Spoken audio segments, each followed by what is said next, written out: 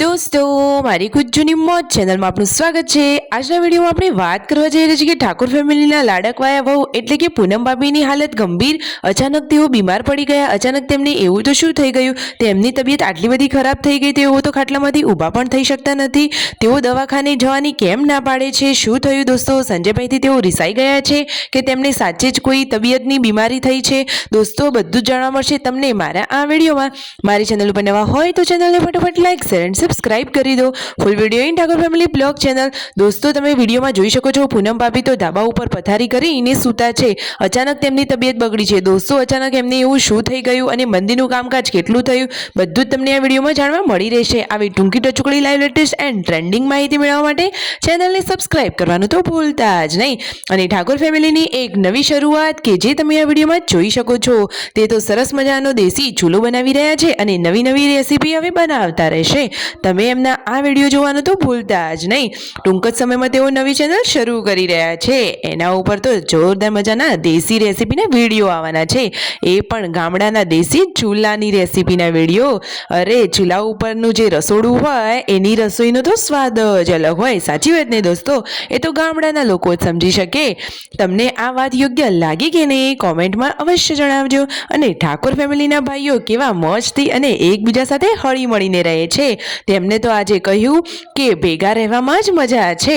સંજયભાઈએ આજે એક સરસ વાત કરી। તમે જુઓ પૂનમ ભાભી તો સવારનું કંઈ ખાધું જ નહોતું તો સાંજના ટાઈમે તેમને થોડુંક જમી લીધું અને જુઓ રાત્રે પણ તેઓ તો પથારીમાં સૂઈ જ ગયા છે। ઘરે આવ્યા હતા મહેમાનો પરંતુ પૂનમ ભાભી તો જરાય તબિયત સારી ન હતી તો એ તો ખાટલામાં સૂતા જ છે। અને સંજયભાઈએ તેમને કહ્યું કે ચાલો દવાખાને જઈએ પરંતુ પૂનમ ભાભી દવાખાને જવાની જ ના પાડે છે। અરે દોસ્તો તેમને થોડું તાવ શરદી જેવું છે તો તેમને ઇમ્યુનિટી ઘટી જઈ લાગે છે એટલે તેઓ આરામ કરી રહ્યા છે।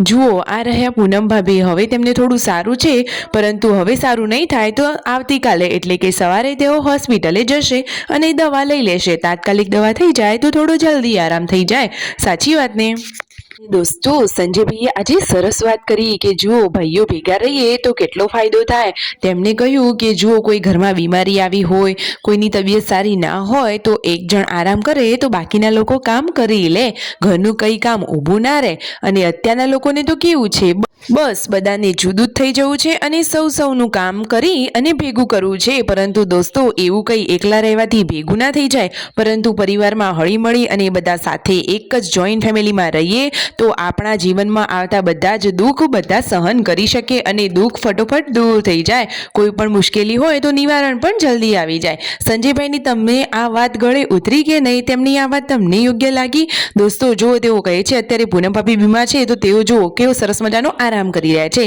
અને બાકીના બે લોકો એટલે કે પાર્વતી ભાભી અને શિલ્પા ભાભી ઘરનું કામ કરી લેશે તો કંઈ કામ ઊભું ના રહે। દોસ્તો જ્યારે ઘરમાં બીમારી આવે ત્યારે જ ફેમિલીની કદર થાય અને ત્યારે જ ખબર પડે કે હળી મળીને રહેતો હસતો ખેલતો પરિવાર કેટલો સારો કહેવાય। જે લોકો લકી છે કે જે ફૂલ ફેમિલીમાં એટલે કે જોઈન્ટ ફેમિલીમાં રહે છે। ઠાકોર ફેમિલીની તો વાત જ અલગ છે। અને પૂનમ ભાભીની લાડકી આ જેન્સુ તો જુઓ તેમના માટે બનાવી રહી છે લીંબુ શરબત। અને જુઓ પૂનમ ભાભીના સસરાજી સુરતથી લાવ્યા હતા સરસ મજાની અમેરિકન મકાઈ તો એ તો મકાઈ બાફવાનું કામ ચાલુ કરી દીધું છે। હવે જોઈએ કેવી બને છે આ મકાઈ। મકાઈ તો બાફીને રેડી થઈ ગઈ છે અને સંજયભાઈ તેને કુકરમાંથી બહાર કાઢી રહ્યા છે। બધાના ભાગમાં એક એક ટુકડો આવે એટલી તો મકાઈ છે જ।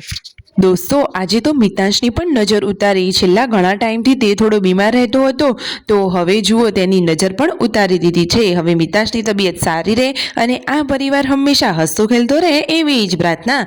વિડીયો ગમે હોય ફેમિલી ગમતી હોય તો લાઈક શેર એન્ડ સબસ્ક્રાઇબ।